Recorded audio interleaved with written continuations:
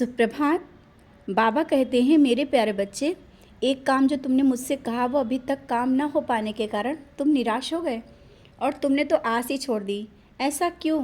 नकारात्मक विचार मन में ला रहे हो कि तुम सफल नहीं हो पाओगे या सफल नहीं हो सकते।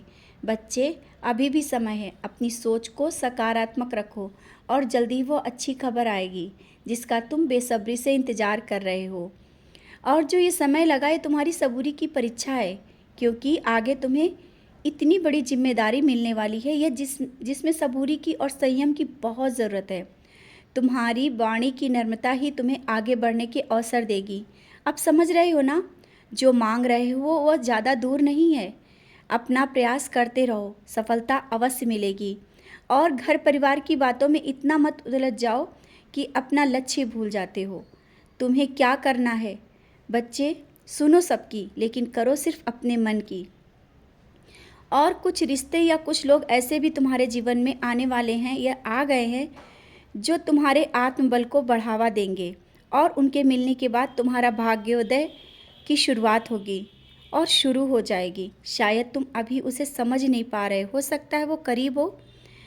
कोई भी रिश्ता हो सकता है, कोई अनजाना रिश्ता जो तुम्हारे अपनों से भी ज़्यादा होगा, जिसे मैंने ही तुम्हें उसके करीब किया है। मैं जानता हूँ तुम अकेला महसूस कर रहे हो ना बच्चे। मैं देख रहा हूँ कि तुम्हें कोई समझ नहीं पा रहा है, इसलिए तुम्हारे जैसा साफ हृदय ही तुम्हारे समझेगा तुम्हें और सही मार्गदर्शक के रूप में तुम्हारे जीवन में प्रवेश करेगा।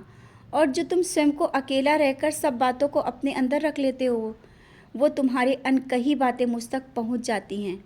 तुमने अभी तक क्या खोया, अब ये सब भूल जाओ, आगे देखो, क्योंकि ज़िंदगी में तुमने बहुत उतार चढ़ाव देखे हैं। अब तुमने जीना सीख लिया है ना। इतना उतार चढ़ाव देखने के बाद तो क्यों घबरा रहे हो? यही तो मैं चाहता था कि तुम किसी के सहारे नहीं, अपने दम पर आगे बढ़ो।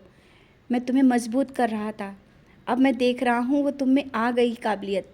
आगे बढ़ो, समय निकालकर अपनों के साथ भी बैठ लिया करो। हो सकता है जो गलत फहमी हो रही है ना वो दूर हो जाए। जब तक अपनी बातों को एक दूसरे से बोलोगे नहीं तो गलतफहमी कैसे दूर होगी? ये तो जानते हो ना, रिश्तों की डोर जो है ना बहुत नाजुक होती है। इसको संभालने के लिए संयम और समझदारी की भी ज़रूरत होती है। हो सके तो अपनी तरफ से कोई गलती मत करना और जो दूसरा करे ना उसको उसके कर्म पर छोड़ देना। तुम आगे बढ़ जाना।